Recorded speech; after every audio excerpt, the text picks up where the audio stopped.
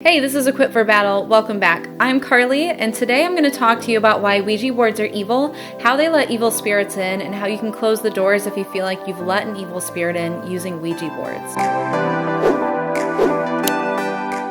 If you haven't yet, please go check out my testimony videos because it details perfectly why I'm here and why I'm making these videos, and especially why I'm making this video today.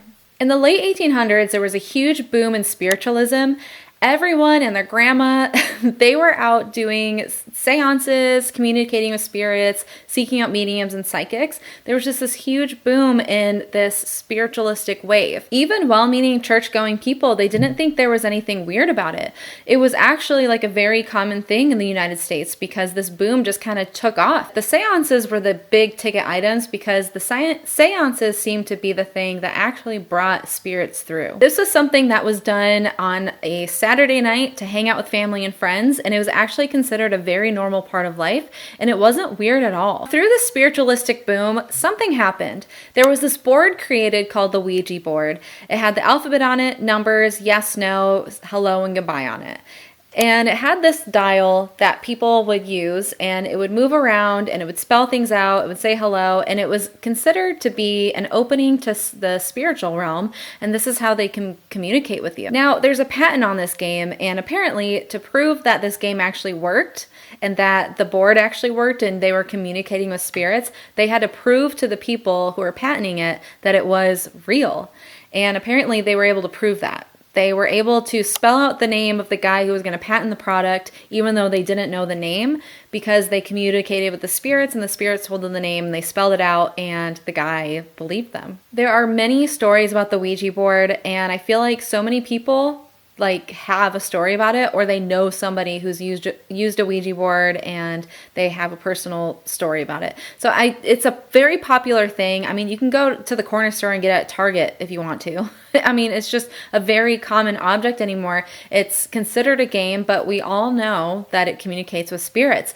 And people who don't even believe in this stuff or don't even believe in God will not touch a Ouija board with a 10-foot pole, because we've all heard and we've all seen or we've all experienced that Ouija boards are evil and they open these doorways to evil spirits. I'm fortunate enough to have never used a Ouija board, but I was about to get there before God woke me up and showed me exactly what I was up against with all the doorways I had opened before.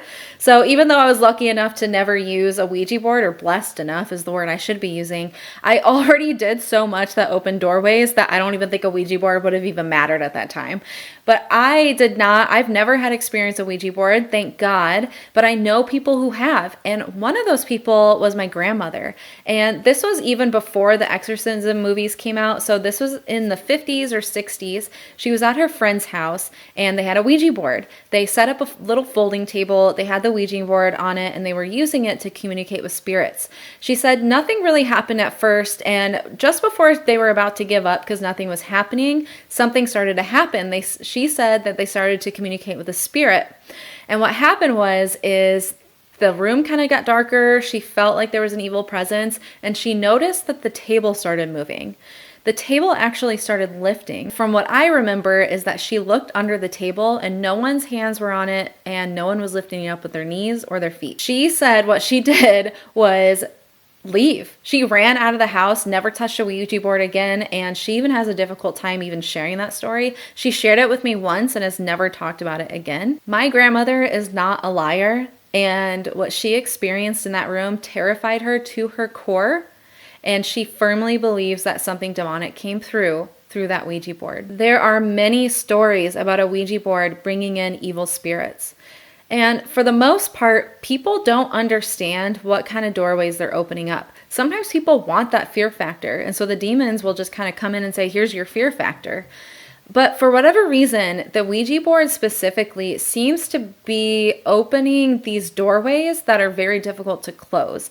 And they're opening doorways in a very unique way because it feels like it happens very quickly and it feels like it brings very evil demons through the Ouija board. Here's the unique thing about using a Ouija board. It seems like that when you use it, good spirits can come through and pacify you through that. But it also seems like more often than not, people get terrified after a Ouija board.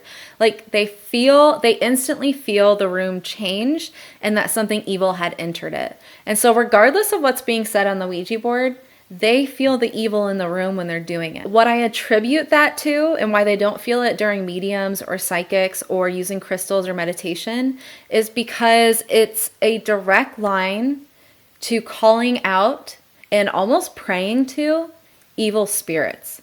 It really is.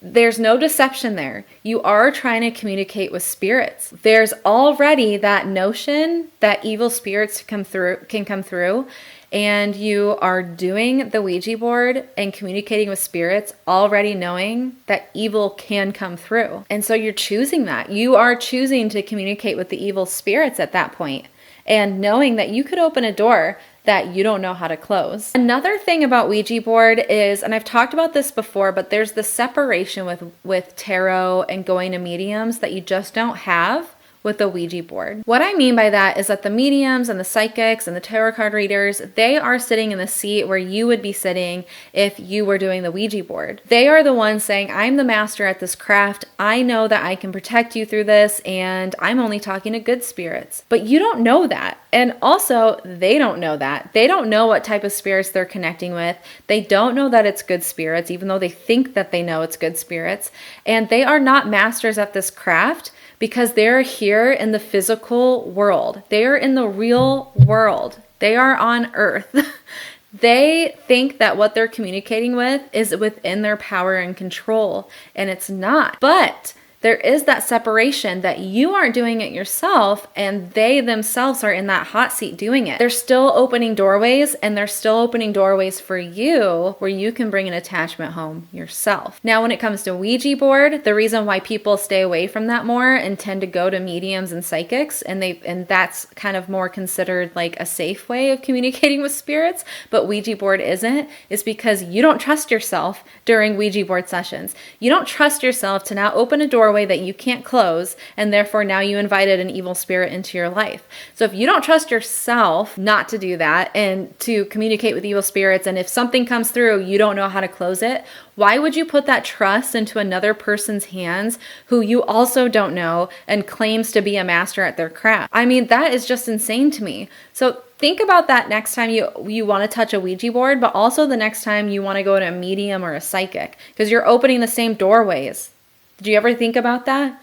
A Ouija board and a medium and a psychic are the same thing. You're still opening doorways to demonic spirits, and you're still choosing that over the guidance that God can give you. I want to leave this saying that many people say that you open this type of gateway with the Ouija board and you have to burn it or not burn it, and you have to drown it, or you have to fold it up and do this, and you have to close the gate and blah, blah, blah, blah, blah. You don't have to go through that trouble. If you feel like you've used a Ouija board, it's in your house, and you don't know how to get rid of this evil entity that's surrounding the Ouija board that you let in, and people tell you that you have to drown it or burn it or not burn it because it'll keep that doorway open forever, it's not true.